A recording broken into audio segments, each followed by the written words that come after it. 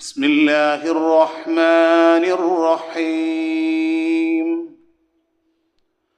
هذا من فضل ربي ليبلوني أأشكر أم أكفر ومن شكر فإنما يشكر لنفسه ومن كفر فإن ربي غني كريم. وأيضا قال الله تعالى: يا أيها الذين آمنوا اتقوا الله وقولوا قولا سديدا يصلح لكم أعمالكم ويغفر لكم ذنوبكم ومن يطع الله ورسوله فقد فاز فوزا عظيما. ബഹുമാന്യരായ വിശ്വാസിനികളെ, പടച്ച റബ്ബിൻ്റെ വിധിവിലക്കുകളും അവൻ്റെ നിയമ നിർദ്ദേശങ്ങളും നമ്മുടെ രഹസ്യ പരസ്യ ജീവിതത്തിലൊക്കെയും സൂക്ഷിച്ചുകൊണ്ട് നമുക്ക് മുകളിൽ അത്യുന്നതനായ ഒരു നാഥൻ നമ്മെ സദാ വീക്ഷിക്കുന്നുണ്ട് എന്ന ബോധ്യത്തോടെ യഥാർത്ഥ മുത്തക്കികളായി ജീവിതം നയിച്ചു കൊള്ളണമേ എന്ന് ആദ്യമായി സ്വന്തത്തെ മറക്കാതെ നിങ്ങൾ ഓരോരുത്തരോടും സഗൗരവം ഉണർത്തുകയാണ്, വസിയ്യത്ത് ചെയ്യുകയാണ്. പടച്ച റബ്ബ് നാം ജീവിക്കുന്ന കാലമത്രയും യഥാർത്ഥ മുത്തക്കകളിലും മുവഹിദുകളിലും ഉൾപ്പെടുത്തി അള്ളാഹു നാം ഏവരെയും അനുഗ്രഹിക്കുമാറാകട്ടെ. പരിശുദ്ധ റമളാനിൻ്റെ അതിസുപ്രധാനമായ വിലപ്പെട്ട സമയങ്ങളിലൂടെയും സന്ദർഭങ്ങളിലൂടെയുമാണ് നാം നീങ്ങിക്കൊണ്ടിരിക്കുന്നത്. നാം മനസ്സിലാക്കേണ്ടത്, വെള്ളിയാഴ്ച ദിവസത്തിന് ഒരു മഹത്വമുണ്ട്. അതിലുപരി നാം ശ്രദ്ധിക്കേണ്ടത് പരിശുദ്ധ റമളാനിലുള്ള ജുമുഅയിലാണ് എന്ന ഗൗരവം സഹോദരങ്ങളെ നമുക്കുണ്ടാകണം. വിശ്വാസികളായ നോമ്പുകാർക്ക് അതിശക്തമായ ചൂട് പ്രയാസമാകുമെന്നുള്ളത് കൊണ്ട് റബ്ബ് അനുകൂലമായ കുളിർമയുമൊക്കെ നൽകിക്കൊണ്ടിരിക്കുന്ന ഒരു കാലാവസ്ഥയാണ് അല്ലാഹു നമ്മെ അനുഗ്രഹിച്ചിരിക്കുന്നത്. അൽഹംദുലില്ലാഹ്. ആമുഖമായി ഈ വിഷയം ഉണർത്തുന്നത് സഹോദരങ്ങളെ, നമ്മൾ നോമ്പുകാരാണ്, ക്ഷീണിതരാണ്, നമ്മളറിയാതെ ചിലപ്പോൾ ഉറങ്ങിപ്പോകും. അതുകൊണ്ട് തന്നെ പരിശുദ്ധ റമളാനിലുള്ള ജുമുഅയിലാണ് എന്ന ഗൗരവം നമുക്കൊക്കെയും ഉണ്ടാവുക. നമ്മുടെ ആയുസ് എന്ന് പറയുന്നത് വളരെ പരിമിതമാണ് സഹോദരങ്ങളെ. പരിശുദ്ധ റമളാൻ ഇതാ ആദ്യത്തെ 10 പ്രവേശിക്കുകയാണ്. അതിവേഗം പരിശുദ്ധ റമളാൻ നമ്മളിൽ നിന്ന് യാത്ര പറയുകയാണ്. നമുക്ക് കിട്ടി ചെറിയ ആയുസ്സിലും അവസരത്തിലും അത് പ്രയോജനപ്പെടുത്തുമ്പോഴാണ് നമ്മുടെ ഖബറിലും നമ്മുടെ പരലോകത്തും അത് പ്രയോജനകരമാകുന്നത്. കഴിഞ്ഞ തിങ്കളാഴ്ച കോഴിക്കോട് വലിയങ്ങാടിയിൽ നമ്മെപ്പോലെ നോമ്പ് പിടിച്ച് ഇടയത്താഴം കഴിച്ച് മക്കൾക്ക് കുടുംബത്തെ പോറ്റുന്നതിനു വേണ്ടി, ഉപജീവന മാർഗത്തിനു വേണ്ടി തൊഴിലാളികളായ 4 സഹോദരന്മാർ അവരുടെ പണി കഴിഞ്ഞ് തൊഴിലിടത്തിൽ വിശ്രമിക്കുമ്പോൾ വലിയൊരു സ്ലാബ് ഇളകി വീണ് 3 വിശ്വാസികളായ സഹോദരന്മാർ അള്ളാഹുവിൻ്റെ പരലോകത്തേക്ക് യാത്രയാകുമ്പോൾ നാം ഓരോരുത്തരും ചിന്തിക്കേണ്ടത്, അതുപോലെ നമുക്കും അള്ളാഹുവിൻ്റെ ഒരു നിശ്ചിതമായ ഒരു അവധിയും ഒരു കാലഗണനയും ഒക്കെയുണ്ട്. എത്ര കാലം നാം ഈ ഭൂമിയിൽ ജീവിച്ചിരിക്കുമെന്ന് നമുക്കറിയില്ല സഹോദരങ്ങളെ.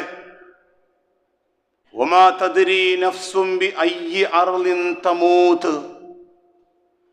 ഏത് ഭൂമിയിൽ വെച്ചാണ്, എവിടെ വെച്ചാണ്, ഏത് സന്ദർഭത്തിലാണ് നാം മരണപ്പെട്ടു പോകുന്നതെന്ന് നമുക്കറിയില്ല. ആ തൊഴിലാളികളായ സഹോദരന്മാർ ഇടയത്താഴം കഴിഞ്ഞ് പ്രഭാത നമസ്കാരം കഴിഞ്ഞ് തങ്ങളുടെ സ്വന്തം മക്കൾക്ക് ഉമ്മം കൊടുത്ത് വീടിൻ്റെ ഉമ്മറത്ത് നിന്ന് ഇറങ്ങിപ്പോകുമ്പോൾ അവരാരും ചിന്തിച്ചിട്ടുണ്ടാകില്ല, ഇനി നമ്മുടെ ഭവനത്തിലേക്ക്, ഞങ്ങളുടെ കുടുംബത്തിലേക്ക് ഞങ്ങൾ മടങ്ങി വരില്ല, ഞങ്ങൾ റബ്ബിലേക്ക് മടങ്ങാൻ പോകുന്നു എന്ന് അവരൊരിക്കൽ പോലും ചിന്തിച്ചിട്ടുണ്ടാവുകയില്ല. നമുക്ക് ചില തിരിച്ചറിവുകൾ അല്ലാഹു നമുക്ക് നൽകുന്നുണ്ട്. അതുകൊണ്ട് തന്നെ പരിശുദ്ധ റമളാനിൽ സുപ്രധാനമായി നാം ശ്രദ്ധിക്കേണ്ടത്, പടച്ച റബ്ബ് നമ്മളോട് നിർബന്ധമായി കൽപ്പിച്ച ചില യാഥാർത്ഥ്യങ്ങളുണ്ട്. നമുക്കൊക്കെയും അറിയാം, ഇസ്ലാമിൻ്റെ പഞ്ചസ്തംഭങ്ങൾ 5 എണ്ണമാണ്. ഒന്നാമത്തത് ഷഹാദത്താണ്, രണ്ടാമത്തത് നമസ്കാരമാണ്, മൂന്നാമത്തത് നോമ്പല്ല സഹോദരങ്ങളെ, മൂന്നാമത്തത് സക്കാത്താണ്, നാലാമത്തത് നോമ്പും അഞ്ചാമത്തത് പരിശുദ്ധമായ ഹജ്ജ് കർമ്മവുമാണ്. പലപ്പോഴും ഈ കർമ്മങ്ങളിൽ നമസ്കാരത്തെക്കുറിച്ചും നോമ്പിനെക്കുറിച്ചും ഹജ്ജിനെക്കുറിച്ചുമൊക്കെ ഒരുപാട് ചർച്ചകളും പഠനങ്ങളുമൊക്കെ നടക്കാറുണ്ട്. പലപ്പോഴും സക്കാത്തിനെ കുറിച്ചുള്ള പഠനവും ചർച്ചകളും നമ്മുടെ മുസ്ലിം സമുദായത്തിൽ നിന്നത് നീങ്ങിക്കൊണ്ടിരിക്കുന്നു. സഹോദരങ്ങളെ, നാം മനസ്സിലാക്കേണ്ടത്, സമ്പത്ത് എന്ന് പറയുന്നത് അള്ളാഹുവിൻ്റെ മഹത്തായ ഒരു അനുഗ്രഹമാണ്. ഞാൻ ജോലി ചെയ്തിട്ടാണ്, ഞാൻ അധ്വാനിച്ചിട്ടാണ്, ഞാൻ വിയർപ്പൊഴുക്കിയിട്ടാണ് ഞാൻ ഈ സമ്പത്ത് ഉണ്ടാക്കിയത്. അതെ, ഈ സമ്പത്ത് ബാങ്കിൽ നമ്മുടെ പേരിൽ നമ്മുടെ സമ്പത്ത് നാം അവിടെ നിക്ഷേപിക്കുമ്പോഴും ആ ബാങ്ക് ഉദ്യോഗസ്ഥൻ ചോദിക്കും, ഒരു നോമിനി ഉണ്ടല്ലോ, ആരാ നോമിനിയായി ചേർക്കേണ്ടത്? അഥവാ അടുത്ത നിമിഷം നിങ്ങൾ മരണപ്പെട്ടു പോയാൽ ഈ ബാങ്കിൽ നിക്ഷേപിച്ച ഈ ലക്ഷങ്ങൾക്ക് ഒരു നോമിനി വേണം. നമ്മുടെ ഭാര്യയുടെ പേര്, അല്ലെങ്കിൽ നമ്മുടെ ഭർത്താവിൻ്റെ പേര്, നമ്മുടെ മക്കളുടെ പേര് നാം പറഞ്ഞു കൊടുക്കും. സഹോദരങ്ങളെ, അവിടെ തന്നെ നമുക്കൊരു തിരിച്ചറിവ് വരുന്നുണ്ട്. ഈ സമ്പത്ത് അള്ളാഹു എനിക്ക് നൽകിയ ഒരു അനുഗ്രഹമാണ്. ഖുതുബയുടെ ആമുഖമായി ഞാൻ ഓതി വെച്ച വിശുദ്ധ ഖുർആനിലെ ആ വചനം, ഹാദാ മിൻ ഫളിലി റബ്ബി, ഇതെന്റെ റബ്ബിന്റെ ഫളിലാണ്, അനുഗ്രഹമാണ്. എന്നിട്ട് അള്ളാഹു ഓർമ്മപ്പെടുത്തുന്നു, എന്തിനാണ് ഈ അനുഗ്രഹം എനിക്ക് തന്നത്? നമ്മുടെയൊക്കെ വീടിന്റെ ഉമ്മറത്ത് ഹാദാ മിൻ ഫളിലി റബ്ബി എന്നുള്ളതിന്റെ സ്റ്റിക്കർ ഒട്ടിച്ചു വെച്ചിട്ടുണ്ട്, നമ്മുടെ കാറിൽ ഒട്ടിച്ചു വെച്ചിട്ടുണ്ട്. അള്ളാഹുവിന്റെ വിശുദ്ധ ഖുർആൻ നമ്മെ ഓർമ്മപ്പെടുത്തുന്നു, നിങ്ങളുടെ സമ്പത്തും നിങ്ങളുടെ സ്വത്തുവകകളൊക്കെ ഉണ്ടല്ലോ, ഹാദാ മിൻ ഫളിലി റബ്ബി, ഇത് അള്ളാഹുവിന്റെ അനുഗ്രഹമാണ്. എന്തിനാണ്? ലിയബ്ലുവനി, എന്നെയും നിങ്ങളെയും പരിശോധിക്കുന്നതിനു വേണ്ടി. ഈ സമ്പത്തും ഈ വിഭവങ്ങളൊക്കെ നൽകിയിട്ട് ഈ സമ്പത്തിന്റെ സക്കാത്ത്, ഈ സമ്പത്തിന്റെ സൂക്ഷ്മത, ഈ സമ്പത്ത് ഹലാലായ മാർഗത്തിലൂടെയാണോ നീ സമ്പാദിക്കുന്നത് എന്നതിനു വേണ്ടി ലിയബ്ലുവനി, ഈ സമ്പത്ത് നിങ്ങൾക്ക് നൽകിയത് അല്ലാഹു നിങ്ങളെ പരീക്ഷിക്കാനാണ്. അഷ്കുർ അം അക്ഫുർ, നിങ്ങൾ ഇതിൽ ശുക്റുള്ളവരാണോ, അതല്ല നിങ്ങൾ ഇതിനോട് നന്ദികേട് കാണിക്കുന്നവരാണോ? ഞാൻ സമ്പാദിച്ചതാണ്, എൻ്റെ ബാങ്ക് ബാലൻസ് ആണ്, എൻ്റെ സ്വത്തുവകകളാണ്, എനിക്കിഷ്ടമുള്ളതുപോലെ ഞാൻ പ്രവർത്തിക്കും എന്നൊരു വിശ്വാസിക്ക് പറയാൻ സാധ്യമല്ല സഹോദരങ്ങളെ. അതുകൊണ്ടാണ് അല്ലാഹു അവിടെ ഉണർത്തിയത്, ഹാദാ മിൻ ഫളിലി റബ്ബി, ഇത് അല്ലാഹുവിന്റെ അനുഗ്രഹമാണ് എന്ന്. പലപ്പോഴും സക്കാത്തിനെ കുറിച്ച് പലപ്പോഴും നാം ചിന്തിക്കുന്നത്, അത് വലിയ സമ്പന്നന്മാർക്ക് വേണ്ടി, അത് വലിയ ലക്ഷങ്ങളും കോടികളുമുള്ള ആൾക്കാരാണ് സക്കാത്ത് കൊടുക്കേണ്ടത്. അല്ല സഹോദരങ്ങളെ, ആറ്റിങ്ങൽ ടൗണിന്റെ ഭാഗത്ത് ഒരു ഫുട്പാത്തിൽ ഒരു ചെറിയ ഉന്തുവണ്ടിയിൽ ആപ്പിളും ഓറഞ്ചും മുന്തിരിയും കച്ചവടം ചെയ്യുന്ന ഒരു സഹോദരൻ, അയാളുടെ കച്ചവടത്തിൽ അയാൾക്ക് മിച്ചധനമായി ഒരു വർഷം കണക്കും വർഷവും പൂർത്തിയായപ്പോ അയാളുടെ അക്കൗണ്ടിൽ 10,000 രൂപ മിച്ചധനമുണ്ടെങ്കിൽ ആ മിച്ചധനമുള്ള 10,000 രൂപയ്ക്ക് അയാൾ 250 രൂപ സക്കാത്ത് കൊടുക്കാൻ നിർബന്ധനാകും. കേരളത്തിലെ 4ാം ക്ലാസ് മാത്രം വിദ്യാഭ്യാസമുള്ള ഒരു ഈത്തപ്പഴ കച്ചവടക്കാരൻ, ആ മനുഷ്യൻ അയാളുടെ കണക്ക് കൂട്ടിയിട്ട് എന്റെ സക്കാത്ത്, ഈ വർഷത്തെ സക്കാത്ത് 3 കോടി രൂപ ഞാൻ സക്കാത്തിലേക്ക് നൽകുമെന്ന് പറയുമ്പോ ആ മനുഷ്യനെ ഓർമ്മപ്പെടുത്തുന്നത്, ഒരു വിശ്വാസിയെ പ്രേരിപ്പിക്കുന്നത് പരലോക വിശ്വാസമാണ്. സഹോദരങ്ങളെ, എന്റെ റൂഹ് നിലച്ചുപോയാൽ, എന്റെ ആത്മാവ് നിലച്ചുപോയാൽ, എന്റെ ഖബറിലും എന്റെ പരലോകത്തും അള്ളാഹു എന്നോട് നിർബന്ധമായി പറഞ്ഞു, റസൂലുള്ളാഹി സ്വല്ലല്ലാഹു അലൈഹി വസല്ലം തങ്ങളോട് പറയുന്നതായി പരിശുദ്ധ ഖുർആനിലൂടെ അള്ളാഹു പറയുകയാണ്, ഖുസ് മിൻ അംവാലിഹിം സ്വദഖ, നബിയെ അവരിൽ നിന്ന് ദാനധർമ്മം സ്വീകരിക്കണം. ഖുസ് മിൻ അംവാലിഹിം സ്വദഖ, നബിയെ അവരിൽ നിന്ന് അവരുടെ സക്കാത്ത് സ്വീകരിക്കണം. നബിയെ എന്തിനാണ്? നമ്മെ പ്രയാസപ്പെടുത്താനാണോ? നമ്മെ സങ്കടപ്പെടുത്താനാണോ? പരിശുദ്ധ റമദാനിനെ കുറിച്ച് അള്ളാഹുവിന്റെ വിശുദ്ധ ഖുർആൻ പറഞ്ഞത്, ഈ ചുട്ടുപൊള്ളുന്ന പകലുകളിൽ നിങ്ങൾ എനിക്ക് വേണ്ടി നോമ്പെടുക്കുന്നത് നിങ്ങളെ പ്രയാസപ്പെടുത്താനല്ല, ലിയുരീദുല്ലാഹു ബികുമുൽ യുസ്ർ, നിങ്ങൾക്ക് എളുപ്പം ചെയ്യാനാണ്, നിങ്ങൾക്ക് സൗകര്യം ചെയ്തു തരുന്നതിനു വേണ്ടിയിട്ടാണ്. അതുപോലെ അള്ളാഹുവിന്റെ പരിശുദ്ധ ഖുർആൻ നമ്മെ ഓർമ്മപ്പെടുത്തി, ഖുസ് മിൻ അംവാലിഹിം സ്വദഖ, നബിയെ അവരിൽ നിന്ന് സക്കാത്ത് സ്വീകരിക്കണം. എന്തിനു വേണ്ടിയിട്ടാണ്? തുതഹിറുഹും വതുസക്കീഹിം, അവരെ ശുദ്ധീകരിക്കുന്നതിനു വേണ്ടി. ധനത്തിന്റെ ശുദ്ധീകരണമാണ്, അവരെ സംസ്കരിക്കുന്നതിനു വേണ്ടി. എന്നിട്ട് അള്ളാഹുവിന്റെ വിശുദ്ധ ഖുർആൻ പറഞ്ഞു, വസല്ലി അലൈഹിം, നബിയെ അവർ ആ സക്കാത്തിന്റെ ധനം നൽകുമ്പോ താങ്കൾ അവർക്ക് വേണ്ടി പ്രാർത്ഥിക്കണം. സക്കാത്ത് സല്ലിലേക്ക് ഒരു സഹോദരൻ സക്കാത്ത് നൽകുമ്പോ തൻ്റെ കുടുംബവും താൻ പറയപ്പെടുന്ന വ്യക്തികളെയും ഞാനാണിത് കൊടുക്കുന്നതെന്നറിയാതെ ഒരു സക്കാത്ത് ഫണ്ടിലേക്ക് അയാൾ അത് നിക്ഷേപിക്കുമ്പോ അയാൾക്ക് വേണ്ടിയും പ്രാർത്ഥിക്കണം, താങ്കളുടെ ധനത്തിൽ അല്ലാഹു ബർക്കത്ത് ചെയ്യട്ടെ. അതുപോലെ വസല്ലി അലൈഹിം, നബിയെ താങ്കൾ അവർക്ക് വേണ്ടി പ്രാർത്ഥിക്കണം. കാരണം ഇന്ന സ്വലാത്തക സകനുൻ ലഹും, ആ പ്രാർത്ഥന അവരുടെ ജീവിതത്തിൽ സമാധാനമുണ്ടാകും. സകാത്ത് നൽകുന്നവരുടെ, ധനം നൽകുന്നവർക്ക് ആ ജീവിതത്തിൽ സുരക്ഷിതത്വവും സമാധാനവും നൽകുമെന്നാണ് അള്ളാഹുവിന്റെ പരിശുദ്ധ ഖുർആൻ. കേരളത്തിലെ വലിയ ഒരു ബിസിനസ്സുകാരനായ ഒരു സഹോദരൻ പാതിരാവിൽ അയാളുടെ ഫോണിലേക്ക് വിളിച്ചു പറയുന്നു, താങ്കളുടെ കപ്പൽ വെള്ളത്തിലേക്ക് ആണ്ടുപോയിക്കൊണ്ടിരിക്കുന്നു, അതിലെ ജീവനക്കാരെല്ലാം സുരക്ഷിതരാണ് എന്ന് പറയുമ്പോഴും അദ്ദേഹത്തിന്റെ മാതാവ് അസ്വസ്ഥമായപ്പോ അതിന്റെ ഉടമസ്ഥൻ അദ്ദേഹത്തിന്റെ മാതാവിനോട് പറഞ്ഞത്, ഞാൻ ഇതിന്റെ സക്കാത്ത് കൃത്യമായി നിർവഹിച്ച ഒരു സ്വത്താണ്, അള്ളാഹു ഇതിനെ ഒരിക്കലും വെള്ളത്തിലേക്ക് മുക്കുകയില്ല. എന്നാൽ പിറ്റേ ദിവസം മാധ്യമങ്ങളിലൂടെ വലിയ വാർത്തകളിലൂടെ കാണിക്കുന്നത്, വെള്ളത്തിലേക്ക് താഴ്ന്നുപോയ ആ കപ്പലിനെ സുരക്ഷിതമാക്കി കൊണ്ടുവരികയും അദ്ദേഹത്തിനൊരു നഷ്ടവും സംഭവിക്കാതിരിക്കുകയും ചെയ്യുന്നു.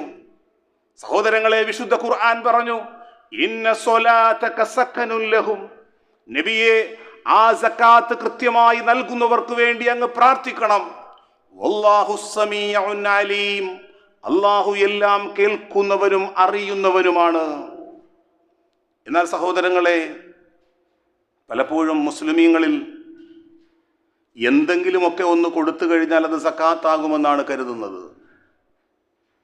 നമ്മുടെ വീട്ടിലേക്ക് വരുന്നവർക്കൊരു 100ഉം 200ഉം, അതുപോലെ കുടുംബത്തിൽ ഇന്നയാളുടെ ഒരു കല്യാണത്തിൻ്റെ പേര് പറഞ്ഞപ്പോൾ അവിടെ ഒരു തുക കൊടുത്തു, ഇതെല്ലാം ഒരു സക്കാത്താണ് എന്നുള്ള ഒരു ധാരണയിലാണ് നമ്മളതൊക്കെ കൊടുക്കുന്നത് സഹോദരങ്ങളെ. എന്നാൽ നാം മനസ്സിലാക്കേണ്ടത്, എന്തെങ്കിലുമൊക്കെ ആർക്കെങ്കിലും എന്തെങ്കിലും റമദാൻ സമയങ്ങളിലോ അല്ലാതെ വരുമ്പോൾ ഒരു ഭിക്ഷാടനം പോലെ നിർവഹിക്കുന്നതല്ല സക്കാത്ത് സഹോദരങ്ങളെ.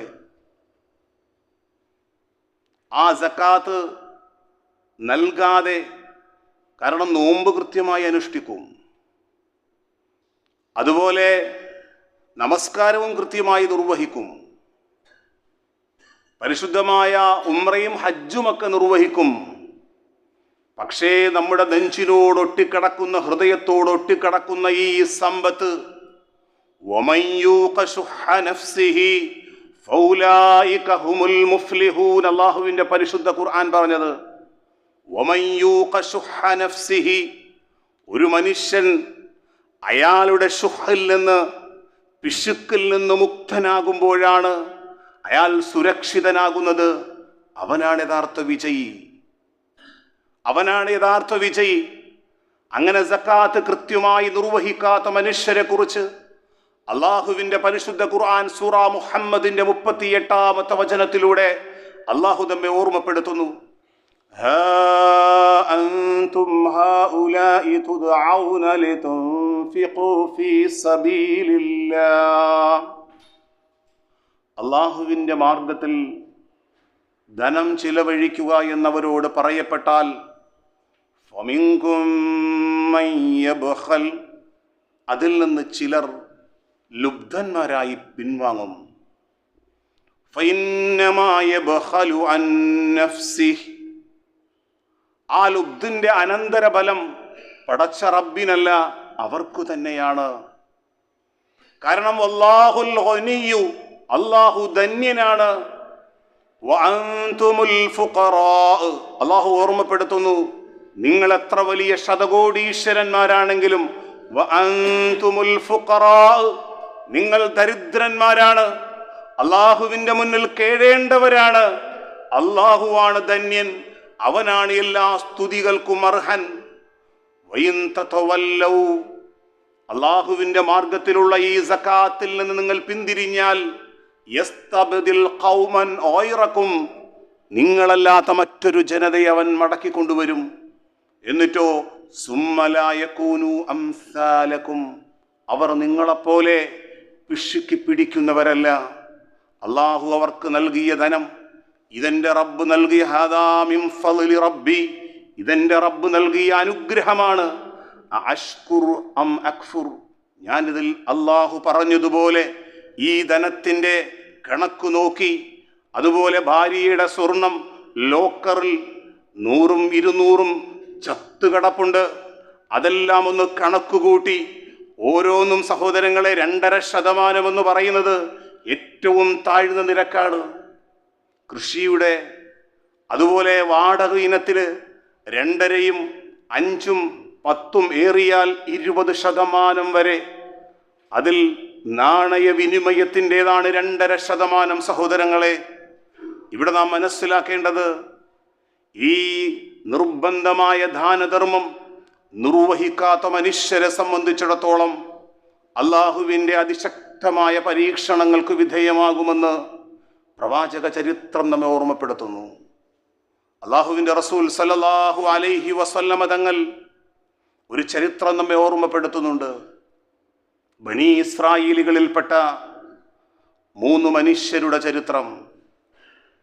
അതിലൊരാള് മുടന്തനായ മനുഷ്യനാണ്, മറ്റൊരു മനുഷ്യൻ കഷണ്ടിക്കാരനായ മനുഷ്യനാണ്, മറ്റൊരു മനുഷ്യൻ അന്ധനായ മനുഷ്യനുമാണ്.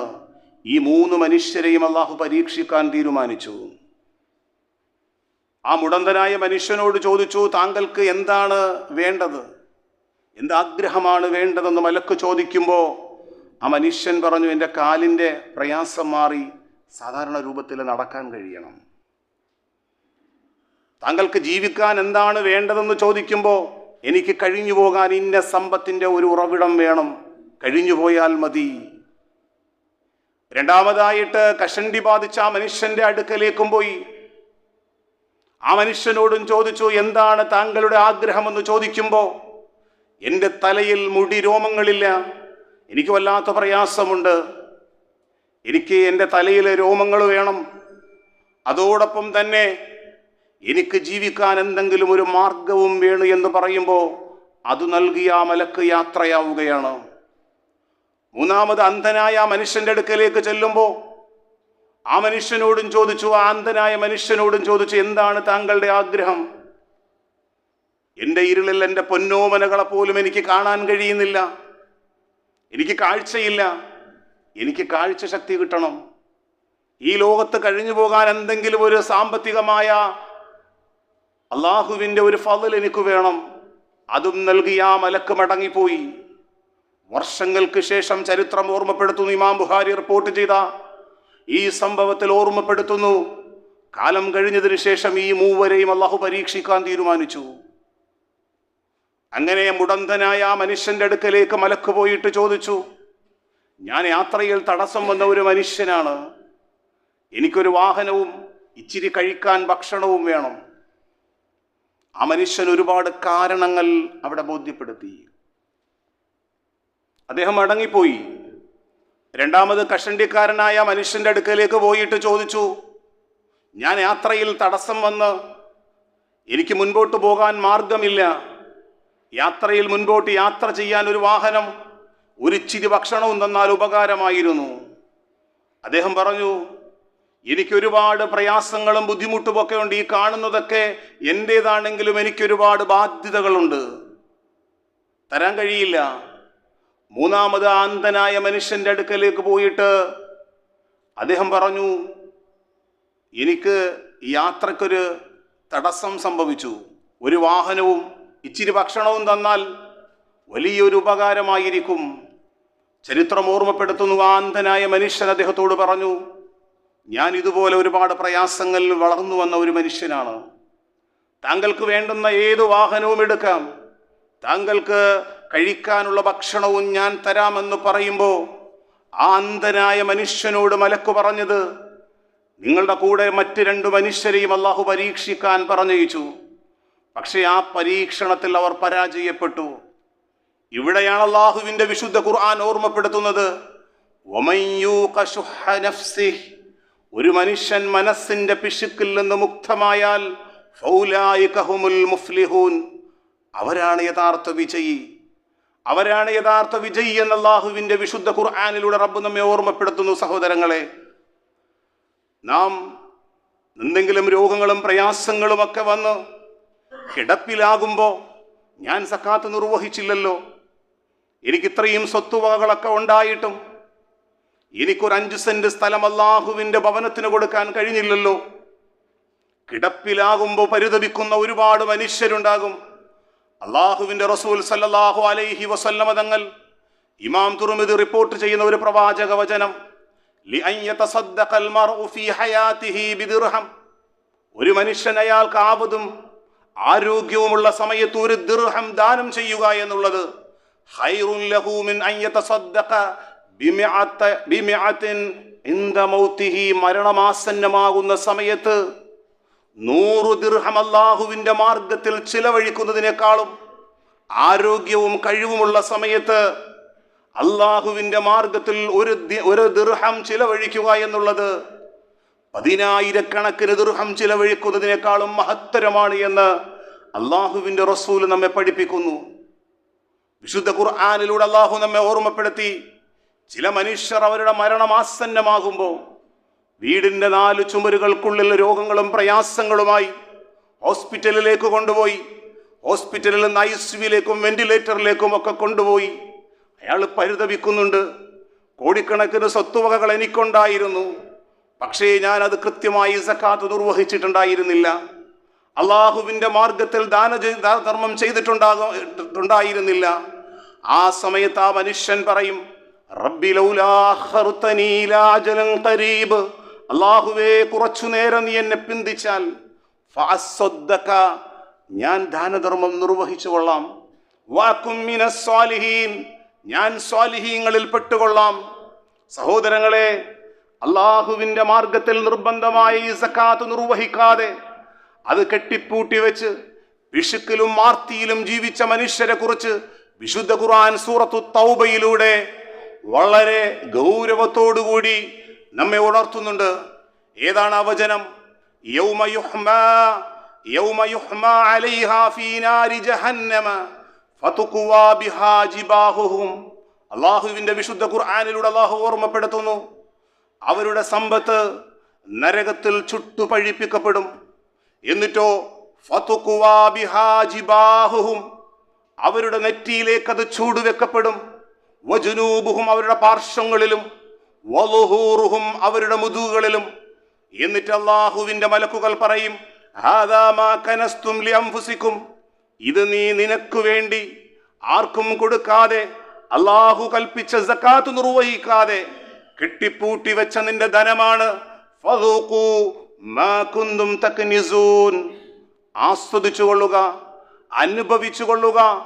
നിന്റെ സമ്പത്ത് നിനക്ക് വലിയ ഒരു ശിക്ഷയായി മാറുന്ന ഒരു അവസ്ഥയെക്കുറിച്ചാണ് അള്ളാഹുവിന്റെ പരിശുദ്ധ ഖുർആൻ നമ്മെ ഉണർത്തുന്നത്. സഹോദരങ്ങളെ, വിശ്വാസികളായ സഹോദരന്മാർ അതിൽ വളരെ ഗൗരവമുള്ളവരാണ്. കാരണം നമ്മളൊരു ചെറിയ ഒരു ഓട്ടോറിക്ഷ ഓടുന്ന വരുമാനക്കാരനാണെങ്കിൽ പോലും മിച്ചധനമുണ്ടെങ്കിൽ ആ ധനത്തിൽ നിന്ന് കൃത്യമായി അതിൻ്റെ സക്കാത്ത് എത്രയെന്ന് കണക്കുകൂട്ടി കൃത്യമായി നിർവഹിക്കുന്നവരാണ്. കാരണം അള്ളാഹുവിന്റെ വിശുദ്ധ ഖുർആൻ ഓർമ്മപ്പെടുത്തി, തുതഹിറുഹും വതുസക്കീഹിം, അത് ധനത്തിന്റെ ശുദ്ധീകരണമാണ്, അത് ധനത്തിന്റെ സംസ്കരണമാണ് എന്ന് അള്ളാഹുവിന്റെ വിശുദ്ധമായ ഖുർആനിലൂടെ അള്ളാഹു ഉണർത്തുന്നു. അതിലേറ്റവും സുപ്രധാനമായി നാം ചിന്തിക്കേണ്ടത്, നാം ഒരുമിച്ച് നമസ്കരിക്കുമ്പോഴും നമ്മെ വിശ്വാസികളായി, നമ്മെ മുസ്ലിമുകളായി അള്ളാഹു പരിഗണിക്കണമെങ്കിൽ അള്ളാഹു ഓർമ്മപ്പെടുത്തി എന്താണ്? ഫൈൻ താബു, നിങ്ങൾ പശ്ചാത്തപിക്കുകയും, വഅഖാമുസ്സലാ, നിങ്ങൾ നമസ്കാരം നിർവഹിക്കുകയും, വആതുസ് സകാത, നിങ്ങൾ സകാത്ത് നൽകുകയും ചെയ്താൽ, ഫയഖ്വാനുകും ഫിദ്ദീൻ, അവർ മതത്തിൽ നിങ്ങളുടെ സഹോദരങ്ങളാണ്, വിശ്വാസികളാണ് എന്ന് നാം അഭിമാനം പറയുമ്പോഴും നാം ഒരു മുസ്ലിം മെമ്പർ ആകണമെങ്കിൽ ലാ ഇലാഹ ഇല്ലല്ലാഹ് എന്ന ഒരാദർശ വിശ്വാസിയാകണമെങ്കിൽ നിർബന്ധമായും ആ സക്കാത്ത് നിർവഹിക്കണം. സഹോദരങ്ങളെ, ആ സക്കാത്ത് എങ്ങനെയാണ് നാം കൊടുക്കേണ്ടത്? കാരണം നമ്മൾ ജുമാ നമസ്കരിക്കുന്നത് ഒറ്റയ്ക്കല്ല, ഒരുമിച്ചാണ് നിർവഹിക്കുന്നത്. നോമ്പ് പിടിക്കുന്നത് ലോകത്തെ 200 കോടി വിശ്വാസികളും ഒരുമിച്ചാണ്. ഹജ്ജ് നിർവഹിക്കുന്നതും അങ്ങനെയാണ്. സക്കാത്ത് നിർവഹിക്കേണ്ടതും സംഘടിതമായി കൊണ്ടാണ്. സഹോദരങ്ങളെ, നമ്മുടെ സക്കാത്തിന്റെ ഒരു ഓഹരി നമ്മുടെ കുടുംബത്തിൽപ്പെട്ട അല്ലെങ്കിൽ നമ്മുടെ അറിവിൽപ്പെട്ട ഒരു മനുഷ്യൻ, അയാൾക്ക് രോഗം വന്ന് അയാളുടെ കിഡ്നി കംപ്ലൈന്റ് ആയി ഡയാലിസിന് വിധേയമാകുന്നു. ആഴ്ചയിൽ 7000 8000 രൂപ വേണം. നമ്മൾ 1000 രൂപ കൊണ്ട് കൊടുത്താൽ അതവിടെ എന്താകും സഹോദരങ്ങളെ? അവിടെ ഒരു 100 പേര് ഒരു സക്കാത്ത് സെല്ല് സംഘടിപ്പിക്കുമ്പോൾ ലക്ഷങ്ങളും 10,000ങ്ങളും കോടികളും അതിലേക്ക് നിക്ഷേപിക്കുന്നവരുണ്ടാകും. ആ സഹോദരന്റെ ഭാര്യ ഏതോ വീടുകളിൽ പോയി എച്ചിൽ പാത്രം കഴുകി തൻ്റെ മക്കളെ പോറ്റുമ്പോൾ ആ കുടുംബത്തിന് വേണ്ടുന്ന ഒരു അത്താണി സക്കാത്തായി മാസം കൊടുക്കാൻ കഴിയുന്നത് സംഘടിതമായ സക്കാത്തിലൂടെയാണ്. സഹോദരങ്ങളെ, അങ്ങനെ കൊടുക്കുമ്പോഴാണ് അതിൻ്റെ പൂർണ്ണത നമുക്കുണ്ടാകുന്നത്. നാം ഒരാൾക്കൊരു 100 രൂപ കൊടുക്കുമ്പോൾ 1000 പേര് ഒരുമിച്ച് ചേർന്ന് ഒരു സംഘടിത സക്കാത്തിലൂടെ അയാൾക്കൊരു ജോലിയില്ലാത്ത ആ സഹോദരനൊരു തൊഴിലുപകരണം വാങ്ങിക്കൊടുക്കുമ്പോൾ അയാൾക്കതിലൂടെ അടുത്ത വർഷം അയാളും സക്കാത്ത് കൊടുക്കുന്ന വ്യക്തിയിലേക്ക് മാറും, ഭിക്ഷാടനത്തിൽ നിന്ന് മാറും. ഈ സക്കാത്ത് എന്ന് പറയുന്നത് നമ്മളോടൊപ്പം ജീവിക്കുന്ന സാധു മനുഷ്യരുടെ അവകാശമാണ്. അത് സമ്പന്നരുടെ ഔദാര്യമല്ല സഹോദരങ്ങളെ. ആ സക്കാത്ത് നാം നിർവഹിക്കുമ്പോൾ ഒരു വിശ്വാസിയിൽ ഉണ്ടാകേണ്ടത് ഇഖ്ലാസാണ്, നിഷ്കളങ്കതയാണ്. പലപ്പോഴും ഇന്ന് ലോകത്തെല്ലാം ഒരു പ്രകടനാത്മകതകളിലേക്ക് വഴിമാറിക്കൊണ്ടിരിക്കുമ്പോൾ ഇന്ന് പലപ്പോഴും ഒരു ഭക്ഷ്യക്കിറ്റ് കൊടുക്കുമ്പോഴും സക്കാത്ത് കൊടുക്കുമ്പോഴും പല സംഘടനകളും ഫോട്ടോ എടുത്ത് വാട്സാപ്പിലും ഫേസ്ബുക്കിലുമൊക്കെ ഇട്ട് ആ സഹോദരന്റെ ആത്മാഭിമാനം പിച്ചു ചീന്തുമ്പോൾ സഹോദരങ്ങളെ കർമ്മങ്ങൾ പ്രകടനാത്മകതയിലേക്ക് മാറുമ്പോൾ, കാരണം ഇന്നമാ നുത്ഇമുകും ലിവജ്ഹില്ല, ഒരു വിശ്വാസി അയാളുടെ ദാനധർമ്മം നിർവഹിക്കുന്നത് അള്ളാഹുവിന്റെ പ്രീതിക്ക് വേണ്ടിയാണ്. ഒരു സഹോദരൻ പ്രയാസപ്പെട്ട് ബുദ്ധിമുട്ടുമ്പോൾ നമ്മളത് തിരിച്ചറിയുന്നു. അയാൾക്ക് കൊടുക്കുന്ന ദാനവും അയാൾക്ക് കൊടുക്കുന്ന ഭക്ഷ്യക്കിറ്റും ഫേസ്ബുക്കിലും വാട്സപ്പിലും സാമൂഹ്യ മാധ്യമങ്ങളിലൂടെയും ഒക്കെ കാണിക്കുമ്പോൾ ആ സഹോദരൻ എത്രത്തോളം നാണിക്കും. സഹോദരങ്ങളെ, ഇത് നിർവഹിക്കേണ്ടത് ആത്മാവിം അള്ളാഹുവിന്റെ പ്രീതി ആഗ്രഹിച്ചുകൊണ്ടാണ്, റബ്ബിന്റെ പൊരുത്തം